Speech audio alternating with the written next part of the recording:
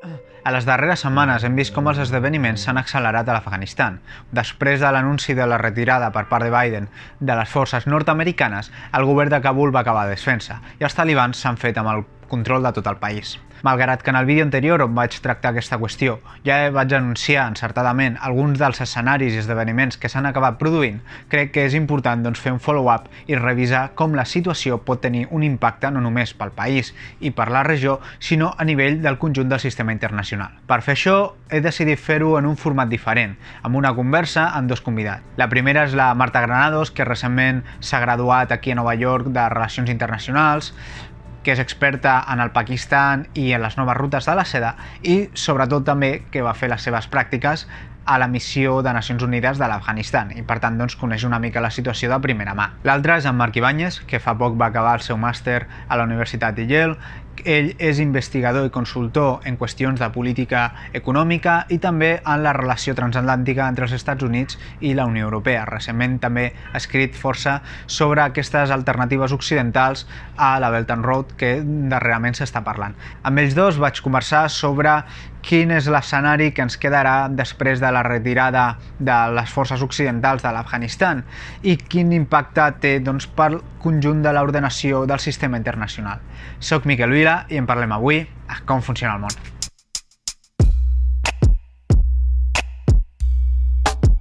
Doncs molt bé, comencem. Com podem parlar de la qüestió d'Afganistan i del seu impacte en el sistema internacional actualment? Doncs, bàsicament, hem de començar pel que ha sigut l'actor més important en els últims anys, que són els Estats Units d'Amèrica. I per això, aquí els nostres convidats ens podran ajudar moltíssim.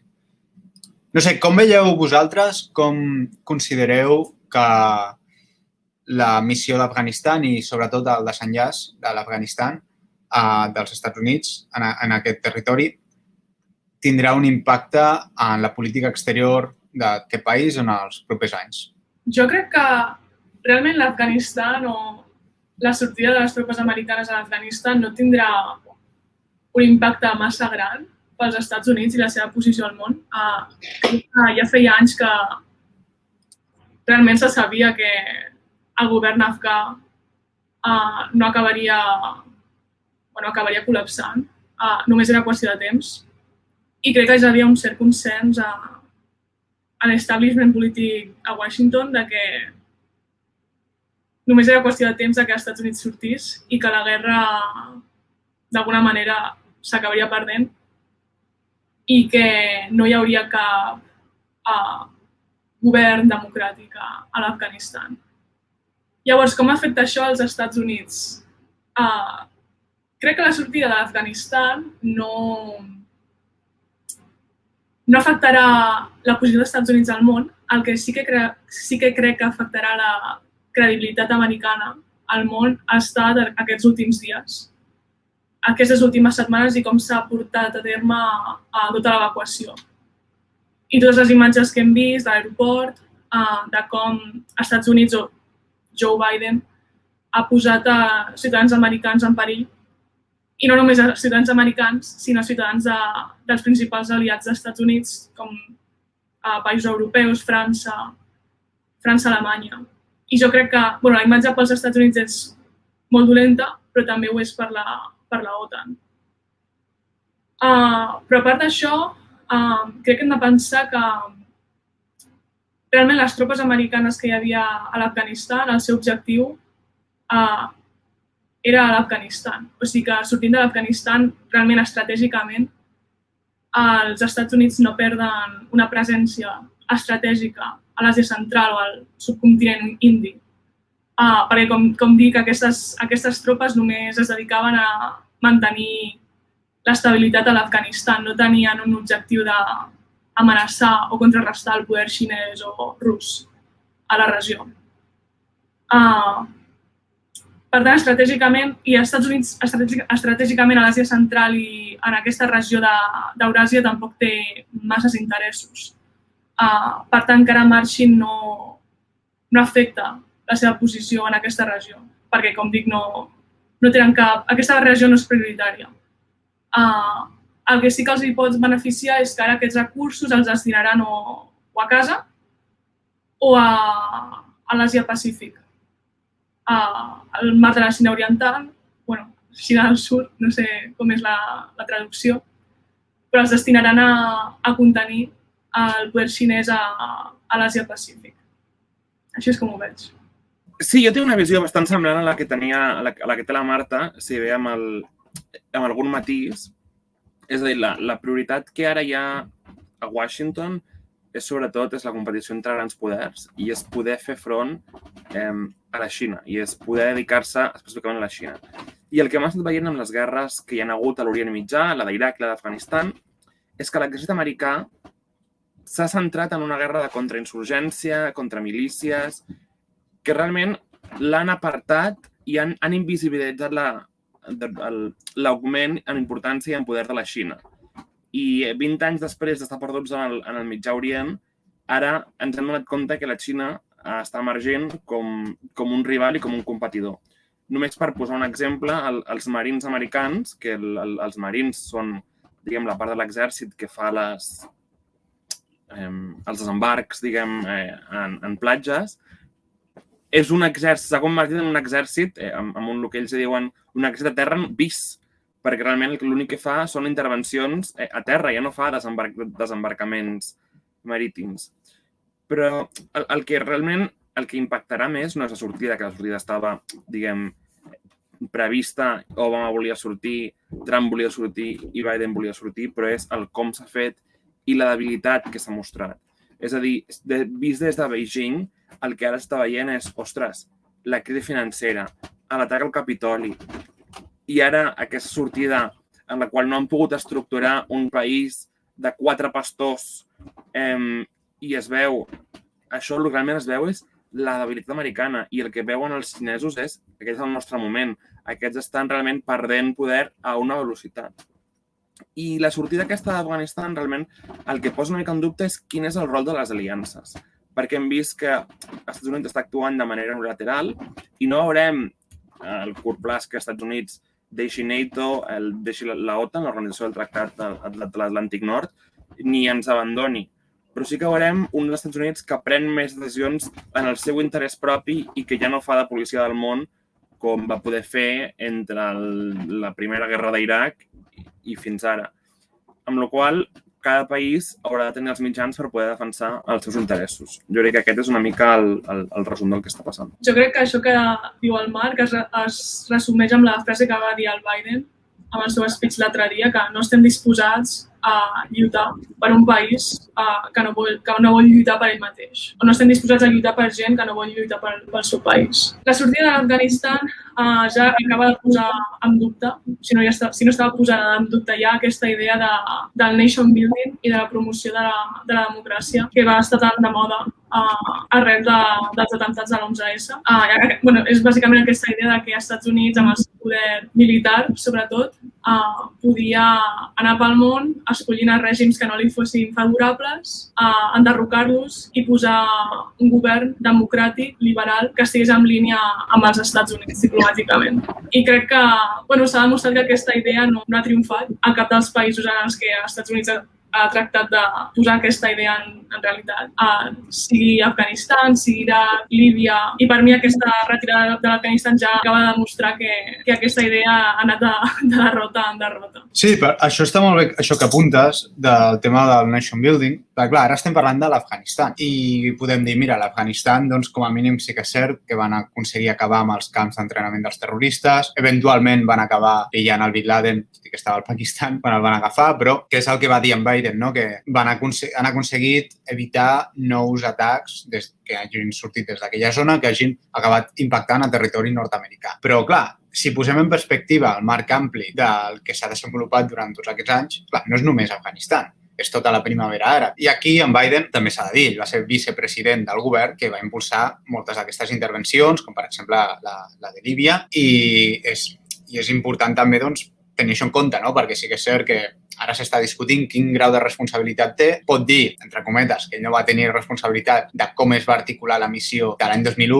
però, aviam, ell estava per allà, vull dir, no és un newcomer a la política, no és un outsider, i a més ha sigut vicepresident durant 8 anys, per tant que ell té molta part de responsabilitat de com s'ha desenvolupat tot aquest procés, tot i que ara el seu discurs crec que va ser francament honest, però també potser jo el que li vaig trobar a faltar és autocrítica, és a dir, el nation building no ha fracassat a uns altres, sinó tu estaves en això i tu també podries haver dit que cal aquest canvi de paradigma i haver-t'ho agafat també com a part teva, no? Però, bueno, és política i sabem que els polítics el que és agafar crítiques a si mateixos normalment ho intenten evitar, no? Va ser interessant, però que seria un error si tot ho focalitzem ara a l'Afganistan. Afganistan és, diguem-ne, la imatge més clara. Portem uns quants anys que això es va veient, no? I potser el d'Afganistan és una altra i potser la que més s'ha vist perquè és dramàtic el que s'està veient a l'aeroport, per exemple, aquests dies, no, els vídeos. I crec que això és un punt interessant. Considereu vosaltres que això convidarà una reflexió en què seria l'establishment de la política exterior nord-americana? Jo crec que la reflexió arribarà d'una manera o una altra. S'ha de qualificar sobretot la failure de la missió que hi ha hagut. No m'agradaria... És a dir, el nation building ha fracassat en posar unes institucions democràtiques que siguin self-sufficient, és a dir,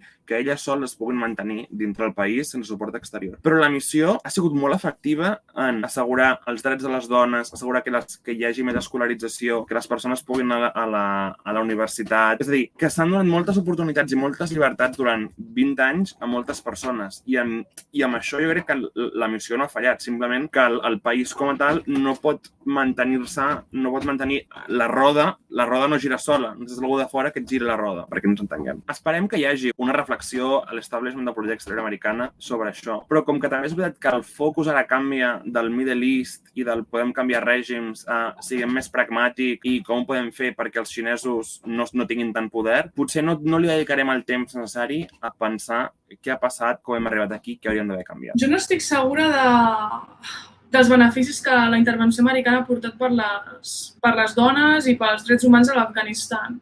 Jo crec que a la capital de Kabul sí que s'ha vist això, sí que s'ha vist que hi ha hagut molts afganesos que han tingut accés a una escolarització occidental, sobretot el tema universitari. Els Estats Units ha posat bastants diners en la Universitat Americana de Kabul.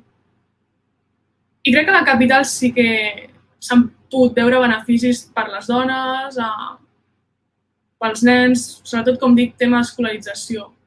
Però crec que després a les províncies i a les zones més rurals, crec que els Estats Units mai ha acabat de controlar aquestes zones i crec que aquestes regions sempre han estat en control de, no sé si dir-los senyors de la guerra o dels caps locals. I crec que els Estats Units no ha pogut exportar el seu poder en aquestes regions. I aquestes regions s'han mantingut en mans de persones que no eren els talibans, sinó que eren caps locals de l'Afganistan i que la seva agenda no constava, no estava alienada, no estava en línia amb el que els Estats Units predicava a Kabul. I llavors, pel tema de les dones, igual a les províncies no s'han vist aquests beneficis que sí que s'han vist a la capital de Kabul. I després, sobre el que el Marc deia de que no s'ha pogut continuar girant la roda institucionalment a l'Afganistan per crear un règim democràtic estable, crec que té molta raó i llavors faig la següent reflexió. Em sembla molt paradoxal que els Estats Units, a l'hora que tractava construir institucions a l'Afganistan, ho feia debilitant les institucions internacionals que, en teoria, serveixen perquè aquesta roda segueixi girant, com vindrien ser les Nacions Unides, bancs, IMF, el World Bank, no em surten molt bé les traduccions a l'Organització Mundial de la Salut, a l'Organització del Comerç. També s'ha demostrat en aquests 20 anys, per exemple, sobretot a les Nacions Unides, que els Estats Units ha tractat d'actuar unilateralment. I això també ha comportat una debilitació de tot aquest règim institucional que els Estats Units va estar promovent des del final de la Segona Guerra Mundial. I crec que això també ha afectat molt tots aquests esforços de state building a l'Afganistan. Perquè si intentes crear institucions en un país, aquest país també necessita que hi hagi un règim internacional fort i que hi hagi certa cooperació a nivell internacional a cert multilateralisme. I en comptes el que hem vist és competició entre grans potències que ara d'alguna manera podria debilitar l'Afganistan diplomàticament. No sé què penseu. Bé, té un cert sentit perquè si ens en recordem el que serien les dues operacions de canvi de règim més que han tingut històricament un més èxit, que serien després de la Segona Guerra Mundial, el que es va fer al Japó i el que es va fer sobretot a l'Alemanya occidental. Hem de tenir en compte que en part això va ser possible gràcies a que es van integrar dins un bloc, dins unes institucions, però sobretot hi havia la Guerra Freda, que òbviament també donava molts incentius a les elits locals de canviar, i també perquè va haver un desplegament militar que va durar pràcticament fins als nostres dies. Encara hi ha bases militars tant a Alemanya com al Japó, tot i que no tenen la mateixa funció, però sí que és cert que va haver-hi una inversió durant molts anys, potser fins al doble d'anys que de fet va haver-hi amb l'Afganistan.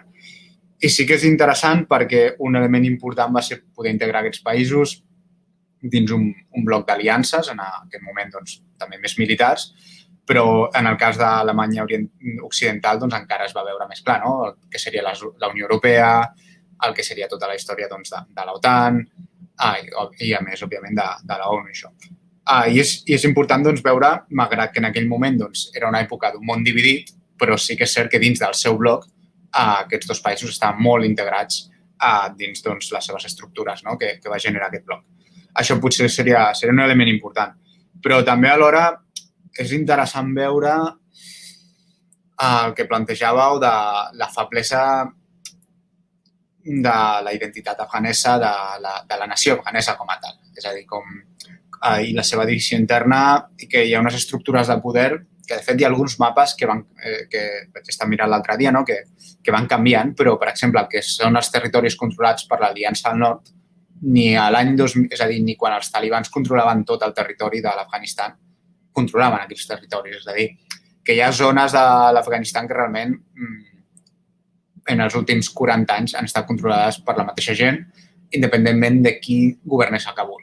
Que això també ens ajuda és un bon cas a l'hora de parlar del que és la creació d'un estat, d'una identitat nacional, d'una ciutadania, tot això, que potser aquest ha sigut un dels factors en aquesta diferència que plantejàveu respecte a la capital i la resta del país.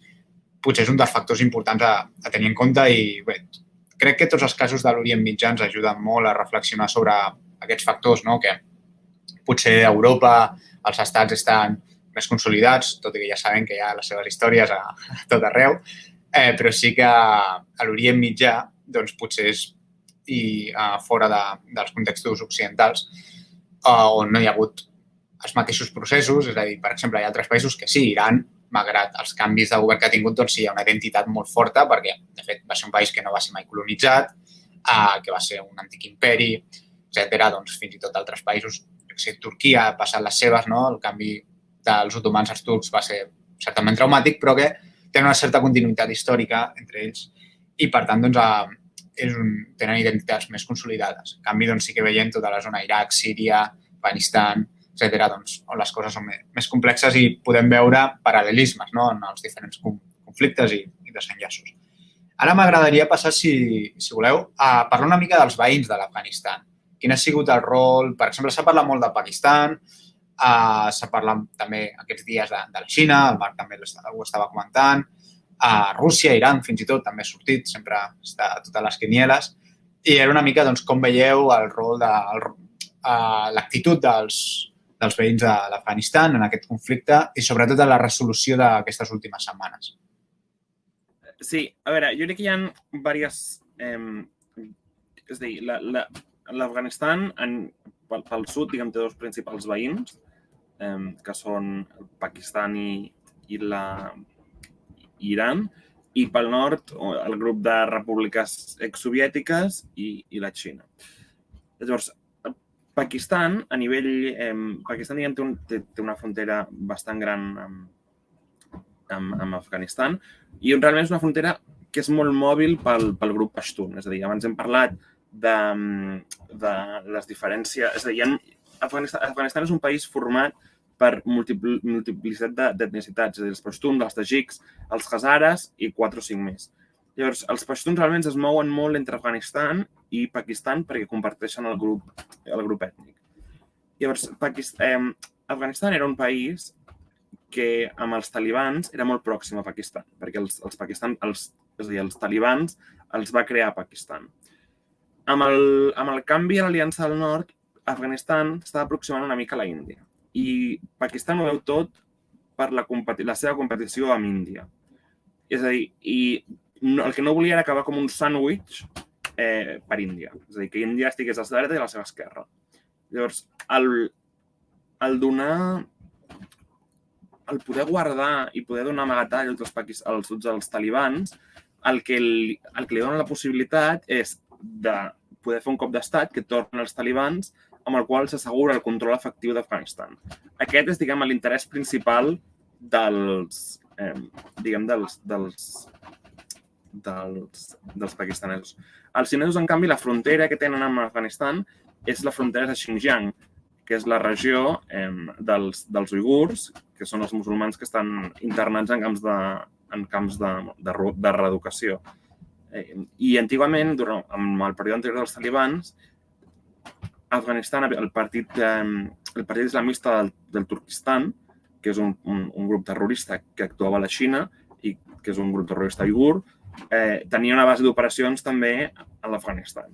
Amb la qual els xinesos tampoc és que els agradi molt que els talibans tornin a ser que Afganistan es converteixi en un lloc on puguin entrar terroristes. Llavors, jo crec que el que els veïns ara, la Xina, volen intentar, i els russos també, amb les seves religions musulmanes, és intentar evitar que Afganistan es converteixi en un refugi d'organitzacions terroristes. Sí, crec que aquesta és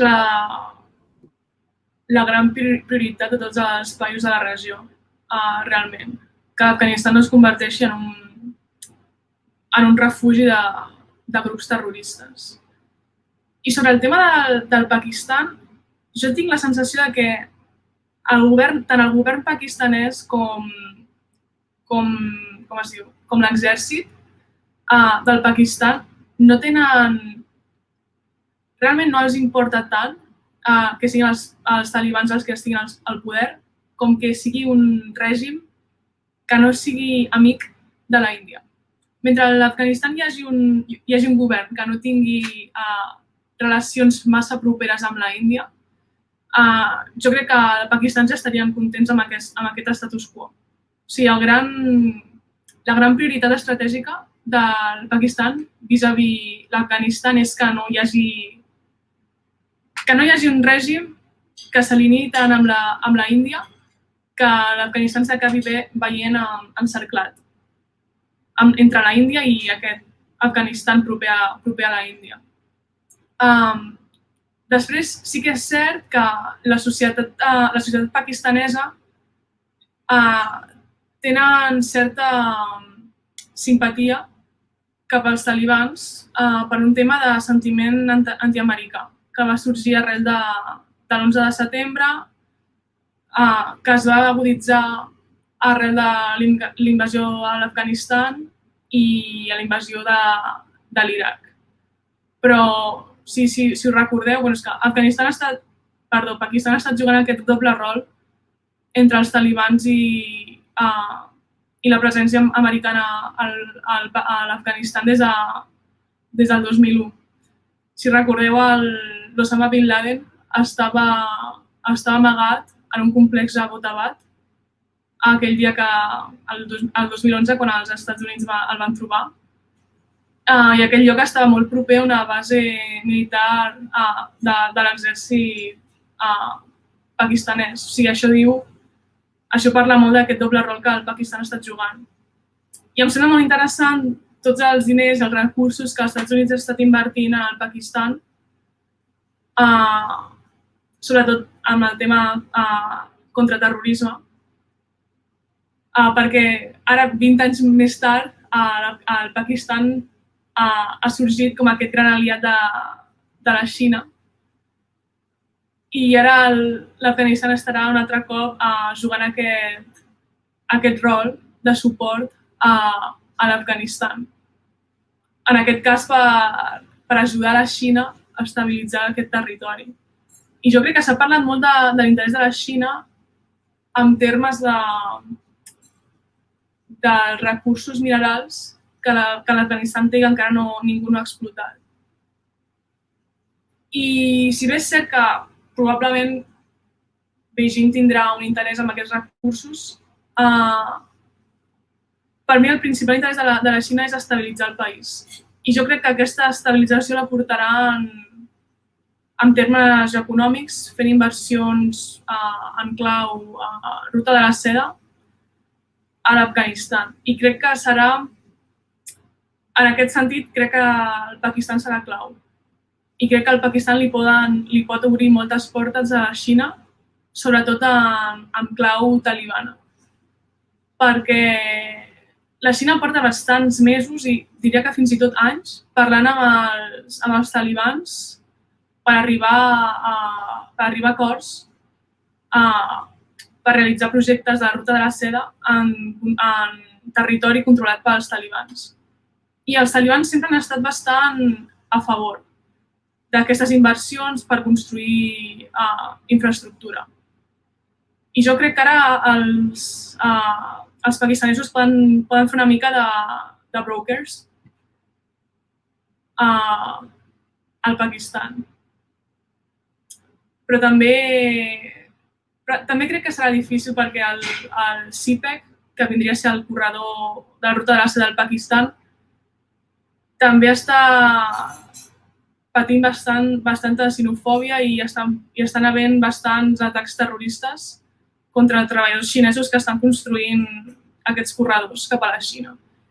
I crec que aquest és un sentiment que també es podria escampar per l'Afganistan, perquè són països bastant reticents a tot el que vingui a ser influència estrangera. Sí, de la qüestió de fet al Pakistan i al front que li dona el Balutxistan, que és un altre grup ètnic que també defensa la separació del Pakistan, perquè també com a país el Pakistan és un país també curiós, construït d'una forma semiartificial, perquè recordem que formava part de l'antiga colònia de la Índia, de l'imperi britànic, i que es separa per una qüestió religiosa, però que hi ha també diverses ètnies allà, tot i també amb la Índia tenen tota la qüestió del Kashmir, que també entronca amb la qüestió xinesa. Sí que és cert que aquí el factor geopolític de la relació entre la Xina, la Índia i el Pakistan es troba també immers en la qüestió d'Afganistan. I és important també veure perquè és una relació molt volàtil. Al final, com bé explicàveu, el Pakistan se suposa que és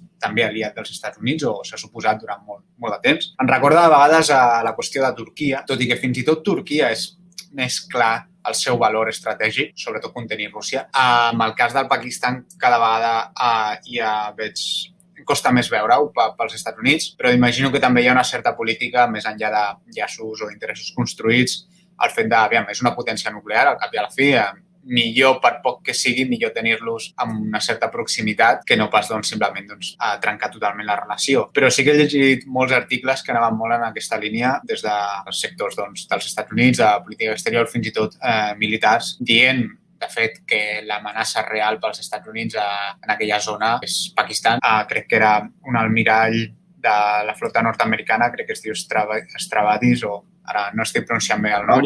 Aquest, sí. I aquest ho va dir en un article, explicava que ell va ordenar el bombardeig d'una base on estava l'Osama Bin Laden l'any 99, crec, i que ell diu que van ser els serveis d'intel·ligència del Pakistan qui el van avisar per marxar, per la posició que ocupa aquesta persona que senyali el Pakistan de forma tan clara. I a mi això, I crec que això és interessant, veure com manejaran aquesta relació. El tema de la Xina, també, com explicàveu, hi ha tota la qüestió del Xinjiang. Fins a cert punt sembla que els talibans, amb aquest tema, es veu que els immigrants del Xinjiang, com el seu DNI, la seva carta d'identificació, encara se'ls anomena tot i ser nacionals de l'Afganistan, com a immigrants xinesos, i llavors hi havia com un cert perill de que per això pel govern seria molt fàcil identificar-los i simplement, doncs, si la Xina demana que se'ls enviïn. No sé fins a quin punt la Xina tirarà per aquesta via i fins a quin punt també els talibans, al final, per la seva identitat islamista, al final, doncs, la real polític té els seus límits, perquè tu tens el teu propi discurs, la teva pròpia identitat, que has de ser una mica coherent i no pots estar donant a musulmans per enviar-los a camps de reinternament. Però, bueno, sabem com funcionen aquestes coses de vegades. Com heu vist, per exemple, la posició russa respecte al que hem vist doncs, dels països occidentals, no? En aquests dies de la retirada?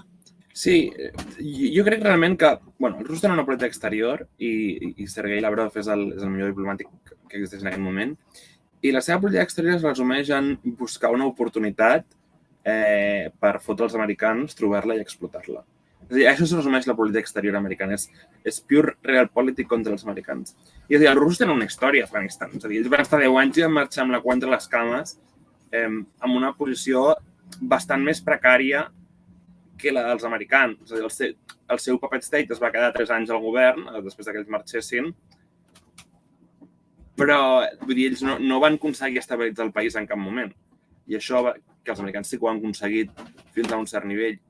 Llavors, ells saben què és el que està passant als Estats Units, però veuen que això és una debilitat a explotar.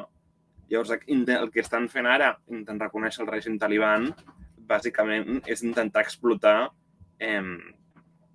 això, que recordem que els talibans surten del grup de lluitadors per la llibertat que van derrotar el règim, els comunistes. Llavors, Afganistan porta 50 anys en una guerra civil en el qual els bàndols han anat canviant i la geopolítica realment ens dona aquestes coses tan interessants. Els russos estan ara mateix molt contents perquè de veure la retirada dels Estats Units de l'Afganistan de la manera que s'està fent, perquè és una imatge encara més recent que la de la seva retirada, que ja va ser precària. Llavors ara tenim un precedent encara més recent. I sembla que la retirada russa de l'Afganistan ara passa a un segon terme a la història, no? Però és molt interessant. Els russos realment no tenen...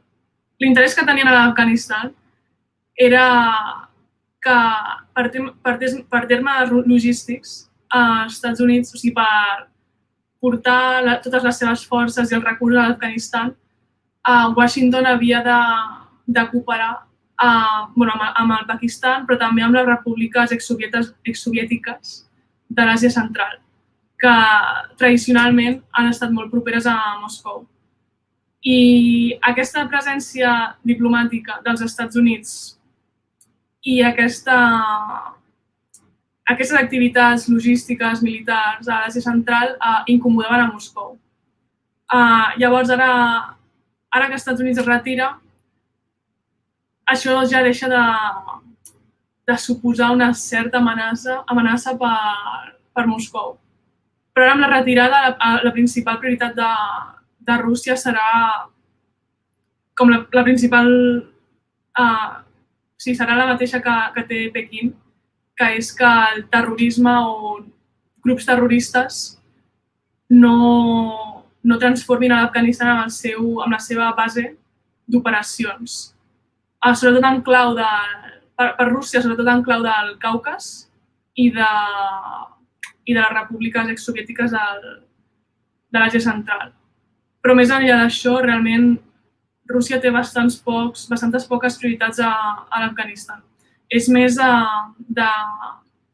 d'alienar-se diplomàticament amb la Xina, que és un dels seus principals aliats o amics al món.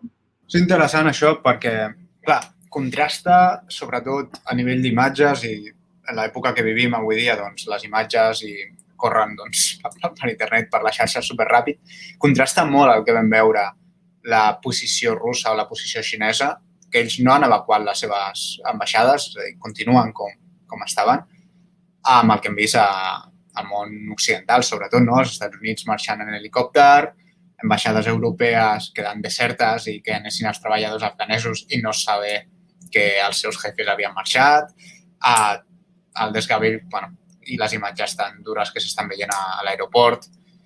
Per tant, doncs, són coses que contrasten i que crec que a nivell de la imatge que es projecta, no? Que sobretot crec que és el més important. Al final sabem que la geopolítica també, nosaltres tenim la tendència a fixar-nos en les corrents de fons, però al final també aquestes corrents de fons es construeixen per molts esdeveniments com aquests, no? I això pot modificar com els altres actors veuen el moment, no? Que és el momentum, que de vegades doncs, també és un factor important. I hem vist com això, doncs, aquesta calma, no? de diplomàtics com en Lavrov doncs, contrasta moltíssim amb la posició de tots els altres. I en aquest sentit, doncs, jo crec que per mi va ser un dels elements d'aquestes coses que es mantindran al temps, no? Que serà d'aquestes imatges i aquests moments que hi haurà molt debat i correrà molta tinta i molts llibres segurament en el futur i papers i de tot els propers anys.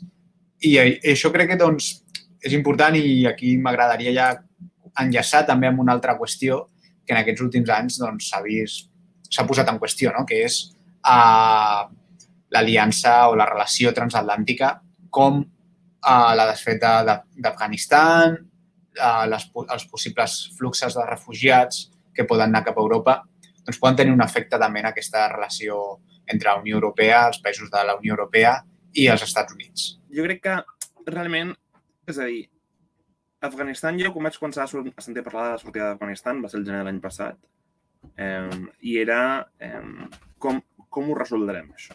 Com podrem fer que la sortida no acabi pitjor que com estem? I a la conferència de Múnich de l'any passat va sortir l'Angela Merkel i va dir nosaltres estem disposats a quedar-nos el temps que faci falta i a estabilitzar el país amb les forces democràtiques.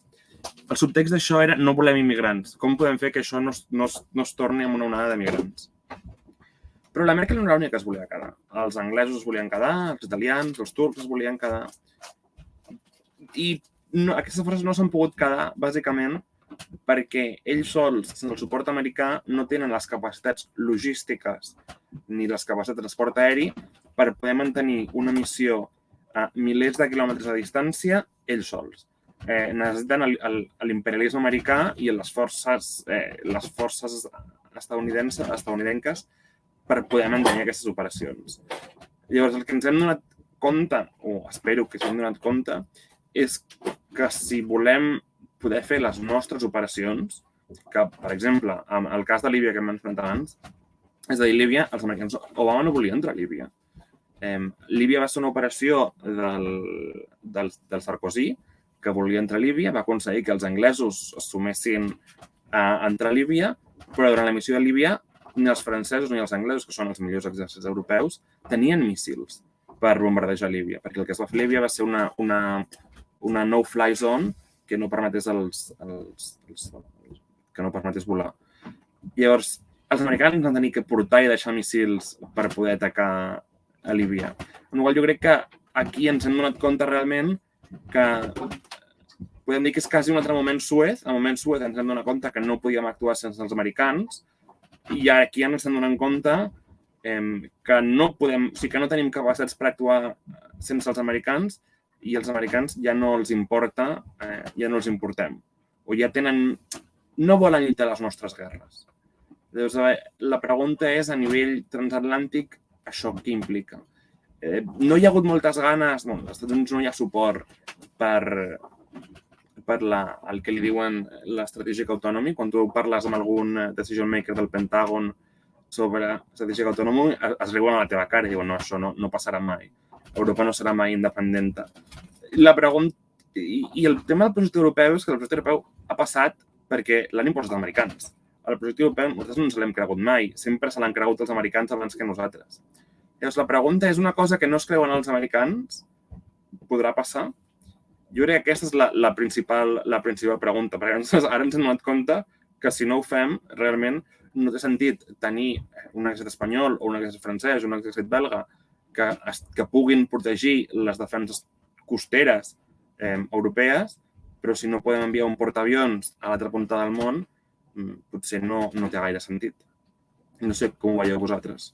Crec que és el que dius, que més enllà del tema immigració, realment la Unió Europea a l'Afganistan o en aquesta regió, en general, no té grans prioritats ni grans objectius.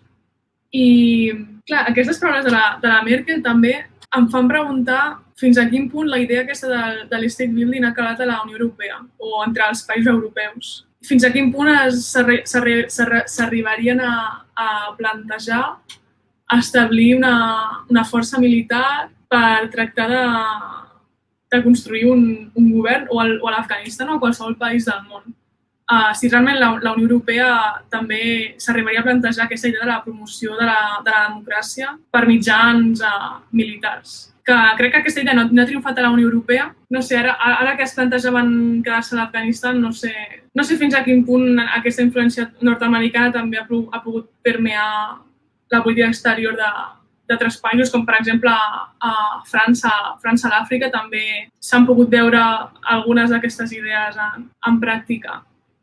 I no crec que aquesta sortida de l'Afganistan hagi debilitat l'aliança transatlàntica. Crec que hi ha altres temes que agafen més prioritat que el tema Afganistan per l'aliança transatlàntica, com vindria a ser el comerç, com vindrien a ser els fluxos de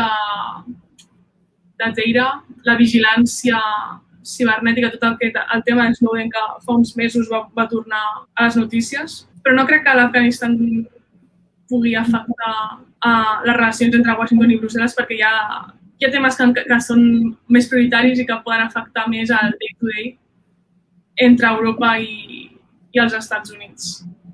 Jo sí que crec que pot afectar, potser no a curt termini, però és a dir, dependrà de què passi després amb tots aquests fluxos de refugiats, que també l'altre dia escoltava que s'està fent molt la comparativa amb Síria, però que segurament el flux no serà tan gran per les distàncies, pel nivell econòmic també dels propis afganesos. Vull dir, arribar fins a Europa té uns costos que la majoria d'afganesos no poden permetre's i també perquè les fronteres dels seus veïns ja estan força tancades, és a dir, ja Iran i tot això, doncs, també els països que seria com la ruta més directa, ja d'alguna manera ho tenen força vigilat i no deixaran que passin.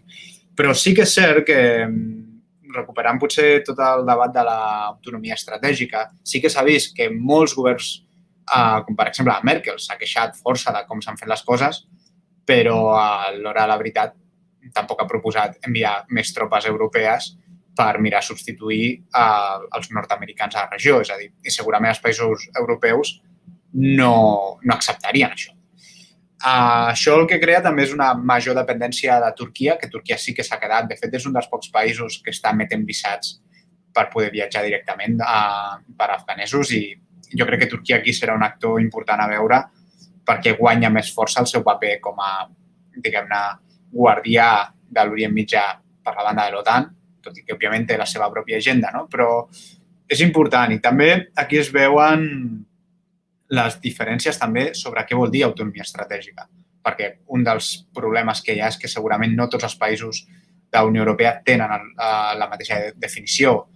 França segurament té una posició més friendly cap a Rússia i que li agradaria, per exemple, per ells autonomia estratègica és veure forces europees a l'Àfrica. Aquí, a l'Àfrica, França sí que té una posició, diguem-ne, sobretot a l'Àfrica occidental equiparable a la dels Estats Units al nivell d'intervenció i de recursos que estan desenvolupant. Vull dir, no tant, no sé si en nation building o state building, sí que fan inversions importants en aquest sentit, però sobretot a nivell militar. I també hem de recordar que França controla la moneda de molts dels països de l'Àfrica occidental, tenen el franc, que el controlen ells des de París i això els dona, per tant, molta força en aquella regió, no? I això també és interessant a tenir en compte. Però sí que és cert que veiem això, no? D'una banda, potser Alemanya, que té una posició més també de ser friendlies amb Rússia, amb la Xina, etc. Però, per exemple, Polònia té una visió del que seria l'autonomia estratègica molt diferent, seria tot el contrari. De fet, no són gaire partidaris d'aquesta autonomia perquè veuen que els altres dos gegants, per ells, autonomia estratègica significa potser de vegades per França i per Alemanya tenir una posició més relaxada amb Rússia. Això no els interessa, per tant, doncs prefereixen tenir els nord-americans allà. I crec que aquest és un dels problemes. Les prioritats són molt diferents. Els polonesos saben que els refugiats d'Afganistan o de Síria no volen anar a Polònia. I, òbviament, ells tampoc volen que vinguin, però bueno, ells no li posaran gaire, diguem-ne, no tindran gaire problemes en no deixar-los entrar, cosa que sí que potser a Alemanya podria generar més controvèrsia. No? I, per tant, doncs, jo crec que aquest és un dels temes i el que veiem és que i potser jo sí que aquí sí que comparteixo més la visió dels nord-americans respecte a la idea de no tant la idea de si és bona o dolenta l'autonomia estratègica, sinó la seva a nivell pràctic, no? Que en tots aquests esdeveniments que sempre surten, hòstia, és que aquí és el moment d'Europa per mirar de significar-se, de mirar de tenir una posició pròpia, el que veiem doncs, són posicions cada vegada més febles i l'únic que potser veurem és a dir, Macron, el primer que va dir és hem d'evitar que els refugiats entrin. Aquesta va ser la seva primera preocupació. Alemanya doncs, sí que ha tingut una posició més de crítica amb la sortida, però alhora, doncs, vale, i què proposes? És a dir, estàs tu disposat a fer aquesta inversió de recursos i de soldats en aquella regió per fer-ho? Ja tots sabem que no poden fer-ho i que la majoria del públic europeu no estarà d'acord amb que això passi. Per tant, doncs, aquí sí que es veu una certa feblesa europea i que potser doncs, tot això d'Europa com un pol alternatiu als Estats Units i la Xina cada vegada doncs, costa més de construir-se o de creure-s'ho. Perquè segurament la pròpia Unió Europea no s'ho creu tampoc. Una cosa són les paraules, però a l'hora de fer el que diem, dels diners, vale, quants diners poses, quants recursos poses, i això ho estem veient. I és difícil també, perquè al final també doncs, s'ha de prendre una posició perquè veiem que els Estats Units cada vegada és també una posició complicada, no? Perquè diuen, vale, no vull que Europa tingui autonomia estratègica, però alhora també diuen no estic disposat a que Europa a lluitar les guerres que li interessen als europeus. I, per tant, doncs, és d'alguna manera, al final és no acaba de ser tampoc autonomia estratègica. Potser és més que Europa pagui més part de la despesa del paraigües de seguretat, no? Que seria com la idea nord-americana. Però, clar, des del punt de vista europeu és, si al final ens hem de gastar nosaltres els nostres propis recursos, doncs potser també és un moment per part nostra de posar els temes a l'agenda que ens interessen més. Però aquí també hi hauria més complicacions en identificar-los, no? Més enllà de la qüestió que comentàveu de no volem que vinguin milions de refugiats. Això és a dir, és una qüestió molt tàctica, també molt circumstancial. I no sé, si voleu, ja podem anar tancant i m'agradaria doncs, preguntar-vos una reflexió final sobre aquesta qüestió i sobre com veieu que això, quin efecte tindrà sobre la política exterior, no només la nord-americana, sinó del món occidental en general, i sobretot en com s'ha fet la política o com s'ha vist la gestió dels conflictes o d'aquest ordre internacional en els últims anys. Marta, com el veus, aquesta qüestió? No, per mi la retirada dels Estats Units a l'Afganistan és ja l'últim capítol de l'era 11S. Sobretot si us fixeu, el 2001, quan els Estats Units va decidir invair l'Afganistan, no tenia cap barrera per fer-ho. O sigui, comptava amb el suport tàcit de la Unió Europea i no comptava amb cap obstacle o impediment tant militar o diplomàtic de cap altra potència, perquè els Estats Units era l'única gran potència o superpotència hegemònica en el 2001. I tot i així, 20 anys més tard, veiem com els Estats Units marxa, cames, ajudeu-me, de l'Afganistan i com són els països del voltant o de la regió els que agafen la iniciativa. I aquests països no són simplement veïns, sinó que en aquests 20 anys s'han convertit en grans potències i en potències que estan començant a agafar polítiques exteriors assertives. I crec que això té la seva part negativa pel lideratge dels Estats Units i de l'Occident, però també té la seva part positiva en el sentit que aquestes grans potències, sigui Xina, l'Iran o Rússia, fins i tot l'Índia, tenen un interès en què l'Afganistan sigui un país estable. I jo crec que això pot arribar a portar la pau en aquesta regió, que sí que segurament els talibans seran els que acabin tenint el poder. Però això per la regió també comporta una certa pau i una certa estabilitat que en termes econòmics, en termes geoeconòmics també pot venir molt bé, sobretot per la Xina i per la força diplomàtica que la Xina, tant la Xina com els seus nous amics o aliats en el món poden començar a construir o agafar vis-a-vis el bloc occidental o el bloc de països més propers als Estats Units i Europa. Per mi aquesta seria la reflexió que l'era 11S va començar amb la invasió de l'Afganistan i acaba amb la retirada dels Estats Units de l'Afganistan. Sí, jo el que... No sé si em sentiu bé, perquè té una mica de soroll de fons. Jo, bàsicament, el que veig, com ha dit la Marta, és que estem al final d'una era. Jo crec que és l'era que va començar al final de la Guerra Freda. Jo crec que estem acabant de viure, com diu Arne Westad, vivim el món que ens va deixar la Guerra Freda. Jo crec que ens estem començant a allunyar d'aquest món i estem començant a construir un nou món i un nou ordre internacional. Hem vist que les idees que durant aquests 30 últims anys la ideologia sobre la qual hem construït la nostra visió del món s'ha esfondrat. Necessitem noves idees i noves teories per reconstruir aquest món, però bàsicament també anem en un moment molt perillós, anem cap a un altre moment de competició entre grans potències que ens pot tornar a portar fins a l'abisme del precipici. Amb la qual cosa anem a un món molt més realista, molt més realpolitik i molt més perillós alhora.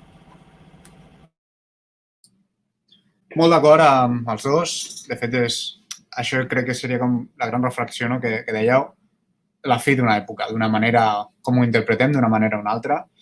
Sobretot a nivell occidental, doncs, a mi una de les coses que em preocupen és com aquest canvi necessari, que és important d'entendre que no es pot exportar els valors democràtics per via de la força de les armes sense que hi hagi una massa crítica indígena en aquests països, pot afectar a com es veuen o com es valoren aquests valors democràtics a casa nostra. Perquè si considerem que no són tan importants fora de les fronteres d'Occident, potser també podem començar a pensar que no són tan importants internament.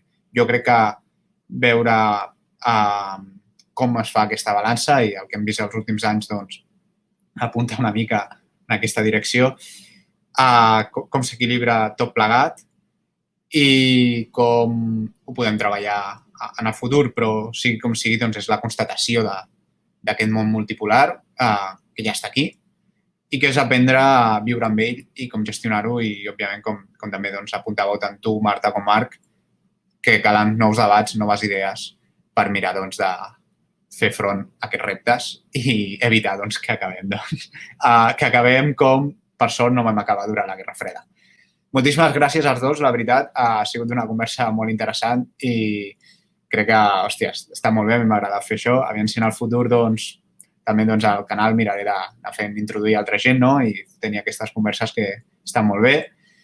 El que dic sempre a tots els vídeos, si us ha agradat, podeu compartir amb els vostres amics, deixeu-le un like aquí a YouTube i espero tant Marta com Marc tornar-vos a veure en properes edicions i a la resta ens veurem al proper vídeo a com funciona el món.